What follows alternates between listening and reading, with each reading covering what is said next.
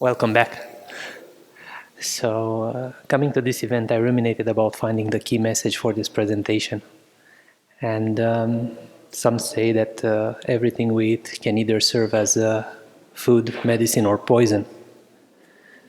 And the same thing can be said about risks. The funny thing is that from what I've seen, humans always require food, medicine, and poison. So my job here is not to preach for one or the other, but rather to help you find the right cocktail for your own needs. A little bit about myself. I've been working in the industry for almost 30 years, and it seems like I started yesterday. And my family bought my first computer when I was 13, started working in a computer shop when I was 15, and then with a big computer company when I was 20. The rest is history and can be seen on my LinkedIn account. Not here to do such a long story. For the past 10 years, I've been consulting with organizations that either needed a second opinion on their challenges or got stuck with their initiatives and projects. On the cybersecurity wise, I'm a white and blue guy. So that's my area of expertise. Why do I care about this topic of risk and risk management? The idea of this presentation came to me, I think, 2 months ago when I was attending an open source event where they were discussing, I think it was a CPU speculative vulnerabilities and how to solve it. And the thing is that everybody focused on the technology part rather than trying to step back and see if they can see another perspective. Because everything is siloed. The mentality in organizations is siloed. The cybersecurity guys should do their cybersecurity. The risk guys should do the compliance, the legal, and so on and so on. And there are a lot of frameworks available, but these frameworks always present state-of-the-art solutions. They are just showing you the best thing you can implement and so on and so on. And the conclusion is that governance gets a bad reputation and adoption of such models are slowed down. At the same time, mandatory compliance is on the rise. We can see more and more requirements from a compliance perspective, with all from European Union and so on and so on. So everybody will be hit by this compliance thing in the future. So why this topic? A few years ago, I was sent to install or configure a mail server for a client. And they told me what they want to do, and I said, okay, but there's a problem with that. That platform has a problem. They said they didn't believe me, so I made a proof of concept, the demo for them. And we've taken the decision to switch the platform, and everything works smoothly. This was back in 1997, actually. They wanted to use Microsoft Exchange server, and at that time it had a bug for data input validation, and everything, if you were entering anything else than a SMTP command, the server would crash. And we switched to Unix and SendMail at that moment. So there are so many risks, and the complexity is raising exponentially. I've seen the presentation before me, and I think it was wonderful with the threat modeling and so on and so on, but the complexity raises exponentially. And at one moment, everybody will be overworked, and the problems will be too big to handle in this thing. That's why it's better to understand risk and risk management. How is this relevant to you? Perception of risk is innate to all of us. We are born with it, okay? So we all first feel and then think whatever is sent to us, okay? So we have so many protection mechanisms inside our bodies, and Improvement in risk and risk management starts with us wanting more and fearing less. What is risk and risk management? Because in cybersecurity, we use the term threat, okay? But there's a big difference between risk and threat. Threat usually refers to exactly what's happening and what targets and what's the effect on that. Risk is about the outcome, okay? So every manager or leader of your company, when they hear about the threat, they are not thinking, okay, denial of service means that platform will not be available or will be down.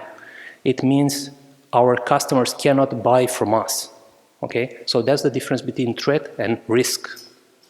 And I think it's very important to understand the terms very well because they are thrown around between all these parties from business, from management, from cybersecurity, and usually all these fights, everybody is right because they are not understanding each other. Risk management is what do we do when we verbalize or realize the risk, okay? Because fears are not always conscious. We fear something, but maybe we don't know what we fear about it. And as a good friend of mine said, risk management is not something you have to do. It's something you are already doing it, but needs a bit of more structure. So I want to define the risk and other relevant terms in order to set the table, or as the developers say, define the variables, okay? So the risk is the likelihood of something bad happening at some time in the future. Hazard is something that is dangerous and likely to cause damage. And the funny thing, the word risk comes from the Italian word of risico, which means to dare. And hazard comes from the Arabic word al-zar, which means dice, and is very similar to the Romanian word as well. So the risk is to dare, and the hazard or something, it's just a chance, it's a probability, okay? Manage is to control or be in charge. Probability is the fact that something might happen or to be true, but is not certain. And control is the ability to make something to do what you want, okay? So risk management is to control, try to do what we want with our fears. Again, the risk management has different meanings from business perspective and cybersecurity jargon. Of course, as I told earlier, cybersecurity says more risk about threats, and they have the vulnerabilities, threats, patching, and so on, which is very relevant.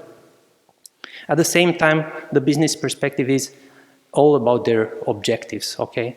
So business is only interested of getting the ship, that is the organization, to the destination. Cybersecurity only cares that the ship will not be sunken, or it's a very tight ship, and we like our ship to be tight. My personal view is that the risk management should be transforming subjective fears into formal objective threats with numerical value, so both parties can agree and understand each other. So what's the root cause of all this? The root cause, I think, is business and cyber teams have different perspectives of the same thing. They are looking at the same thing, but they are seeing different things. There is not enough correlation between organization goals and their assets and their structures. And again, I'm referring to the previous presentation because the mentioned word was to the maturity or to your program. So you need to assess and understand better your internal organization. Common ground is hard to be found in a post-mortem when the next threat or the next attack is around the corner. And personal perspective is subjective. Everybody has a personal opinion and must be shared within the audience of the organization, because I believe a lot in the crowd intelligence. It's very important that we understand the entire perspective of the organization. I mean, every one of us can vote, but we need to understand how the entire population is voting to understand everything. The same is valid for risk management as well. In other words, adding some diversity and inclusion would be helpful in trying to get everybody on board or connecting to a wider audience in terms to understand what the risks are, what are their perception on the risk, and so on and so on.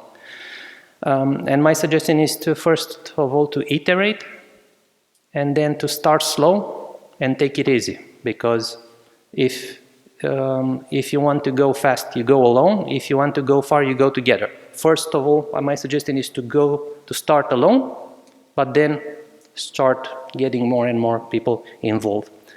And there's the picture of the juggernaut, because I believe that every leader and every manager in the organization thinks about their objectives as this, having a juggernaut with perfect armor and everything else, while the reality is a bit different. In terms of frameworks, there are many frameworks for risk management. Everybody has a framework. There are 2 frameworks from NIST. SOC 2 has the 5 trust service criteria.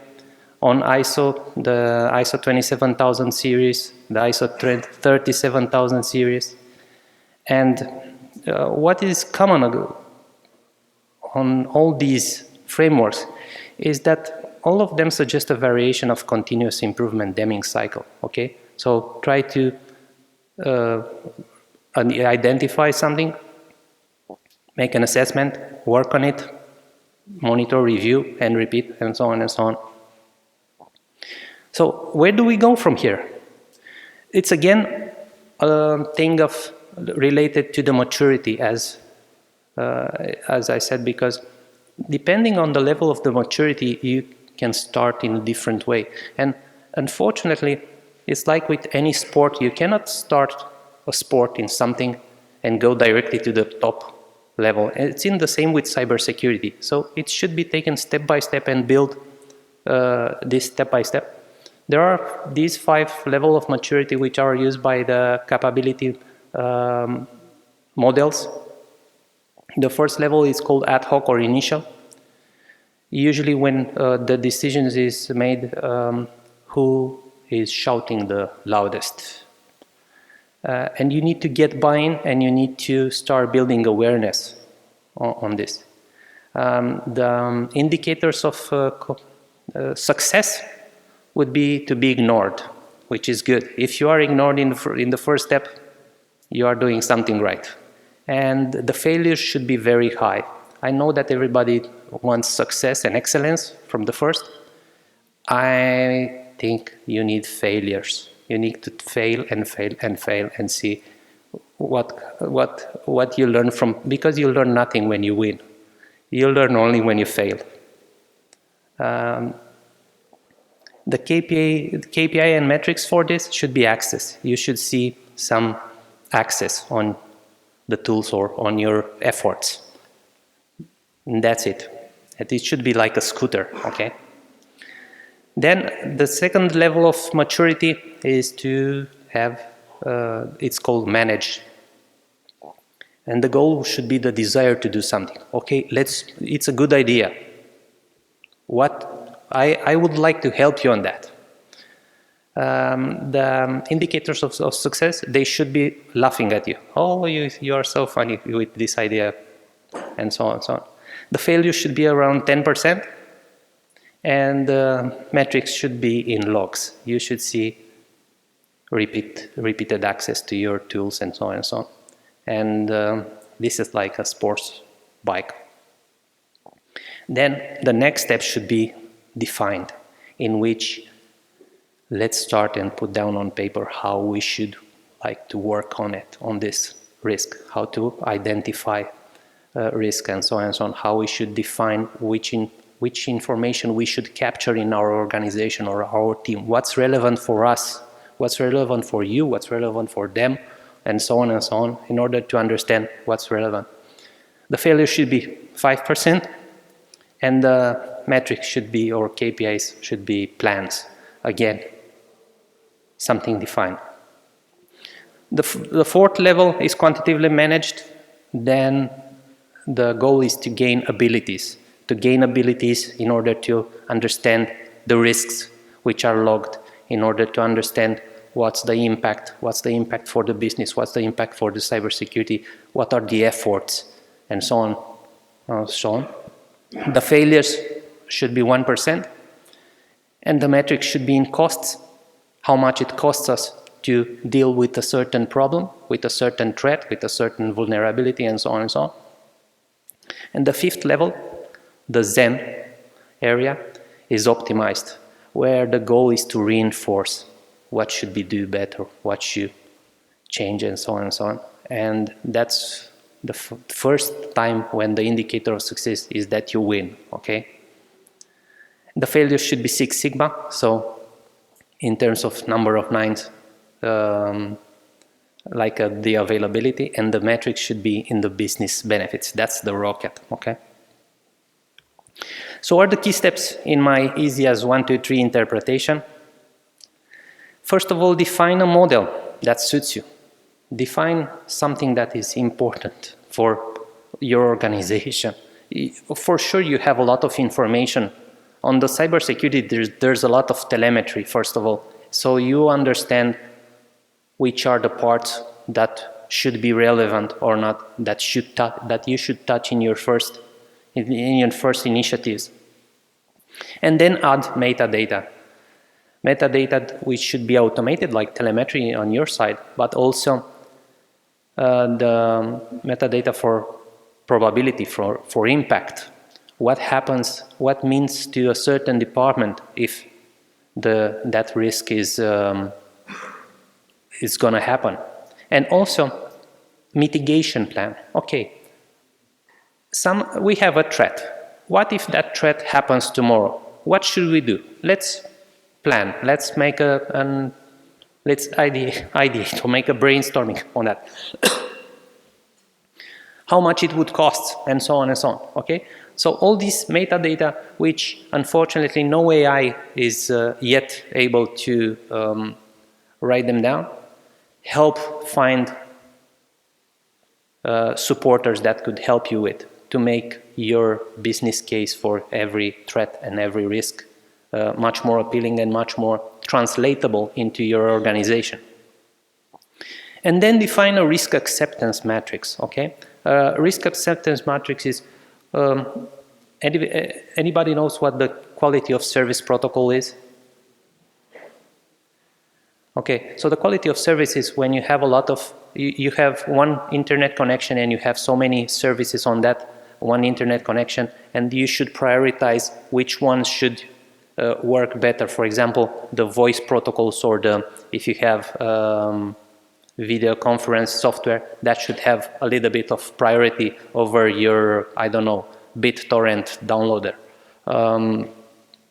The same way, the risk acceptance matrix is to understand which risks are much more important than the others. Okay, and if it's planned, if the mitigation is planned, then you will not have a lot of panic if something happens, rather than just take out, okay, so what was the plan for this risk if it happened? You have something like scenarios for that.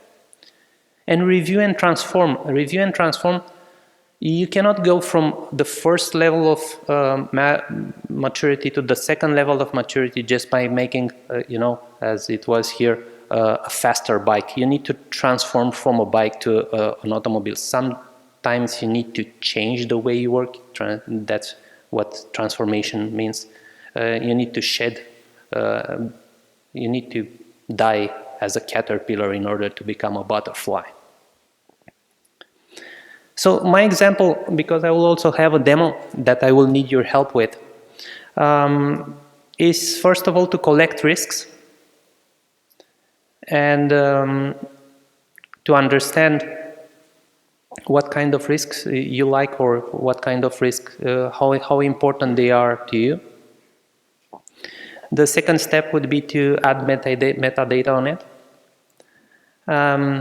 And then to define a risk acceptance matrix, but I don't think we will have time for that.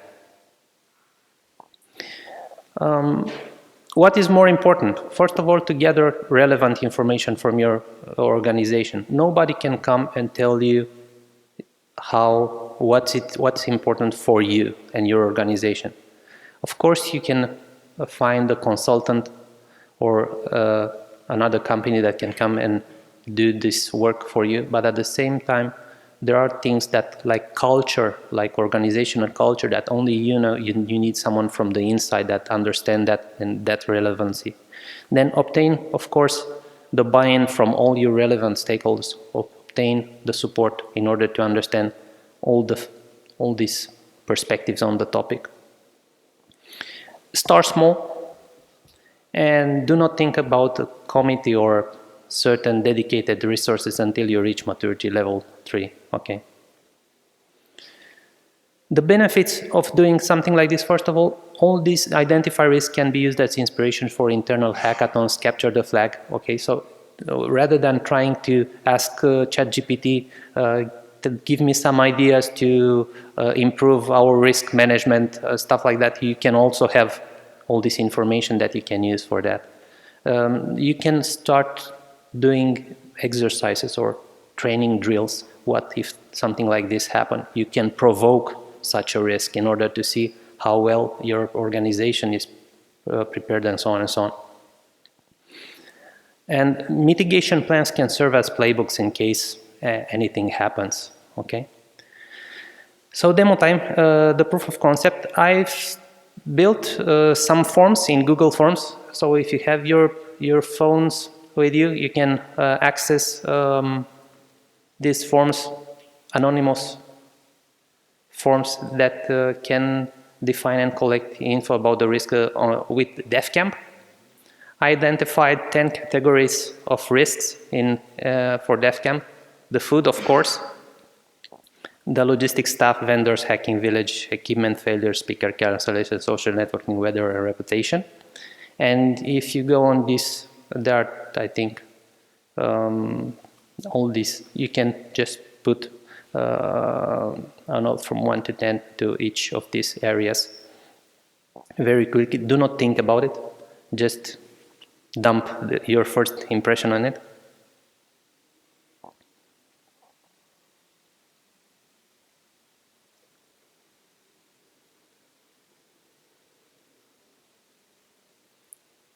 And then the same thing is done for logging a risk. If you know a risk or something like that, you can log a risk for that. And at the same time, we will have a look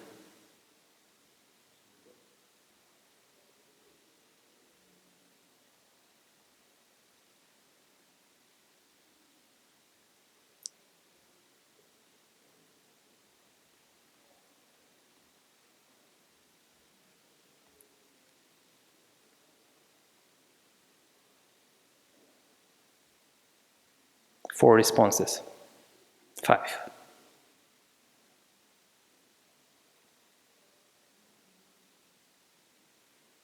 7, 8, 9.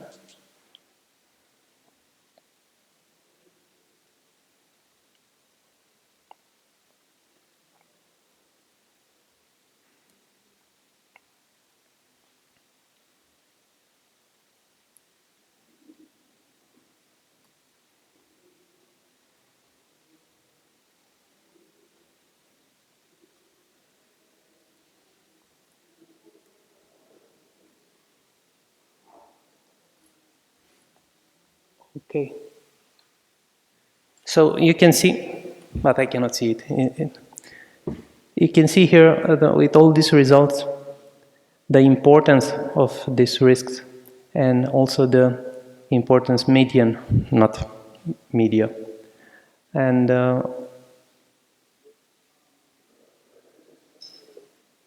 as I can see, for example, weather was important for some of you, a lot of you, and also then the food hacking village and the equipment fails. Okay, there were equipment fails on this.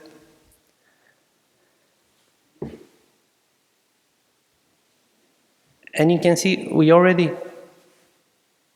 We already had 21 supporters on this risk management, okay? There is no good or bad on risk management. It's only what's relevant for you. And it's very easy to start something to understand what's important for your organization. And then it's very easy for you, from the cybersecurity and technical part, to go there and map this. I only think the gap is between translation between the business and the cybersecurity. And it's in order to understand each other and interpret each other words in order to do that. Thank you very much. This was my presentation. Okay.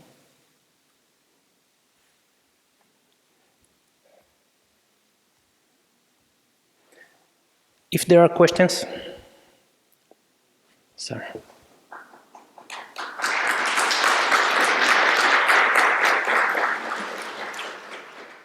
Thanks for your presentation. I have a question related to stakeholders that needs to be involved in the risk management process. So, in your opinion, what are the most important key stakeholders that needs to be involved in risk management? The risk assessment, identification. In the first step, the ones who shout. The ones who shout the loudest in the first step. Okay. So you know who those are, because right now usually everything risky is about panic.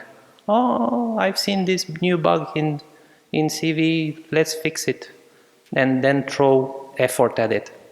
What if tomorrow there will be a lot of vulnerabilities, a lot of threats, and not enough workforce to solve all that problem? You need to prioritize something. And in order to prioritize something, I think it's very important, first of all, to hurt, because if it doesn't hurt, it's not really prioritization. And then to involve those stakeholders. So those who are shouting is a good first indication to involve them. First step. Yeah, thanks. My pleasure.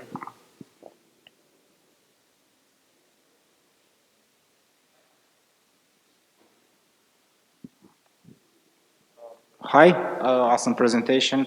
My question is, how do you see the relationship between an ethical hacker and the risk management part?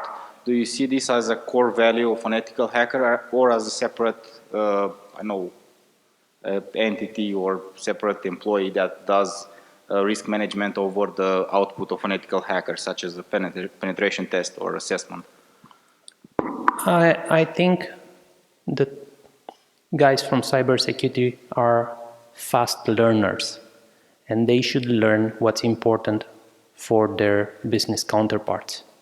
It's easier to understand how they are thinking, so try to reverse engineer them and try to understand their language, and then try to come up with the numbers and the data for their language. That would be my suggestion. You are unable to change anybody else than you. So if you are presenting them with the right data, then you have a chance on data that they can understand. And I think, again, from the previous presentation, what they understand very well are these three colors: red, amber, green. If you are able to translate all the data in those three colors, you are on the right track. Thank you.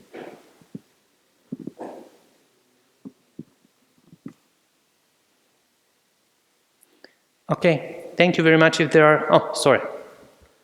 I will want to ask you, after you will have done the risk management, the goal main is to establish some procedures, some objectives, and how to mitigate the risks. Let's say you have done this, and how will you treat it? Will you treat a risk based on scenarios? What happens if, I don't know, something, an external event, or will you approach more on processes and services on that entity? Depends on the risk, okay? So I think each risk, any risk in the world, can have a certain indicators of compromise, okay? But every risk, if we discuss in technology, let's say, they are focused on some pillars, like people, technology, hardware or software, and so on. Will you be more focused on the scenario, what happens with what kind of equipment or what kind of vendor will fail, or on the scenario, what do I need to continue to provide this kind of services or processes in that company? Because mainly, in my opinion, maybe I'm mistaken, if you treat the processes or the services, you'll reach the same objectives in scenarios.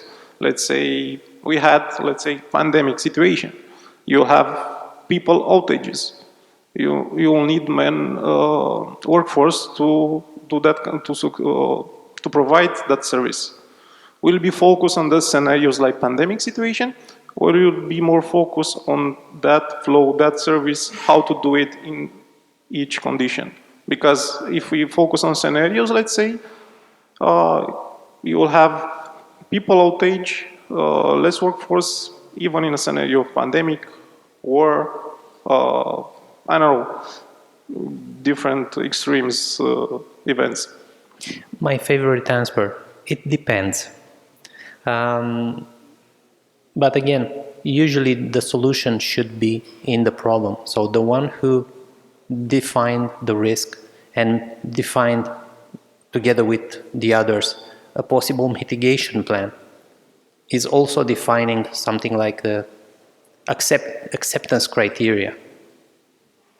Thank you. My pleasure. Okay, thank you very much.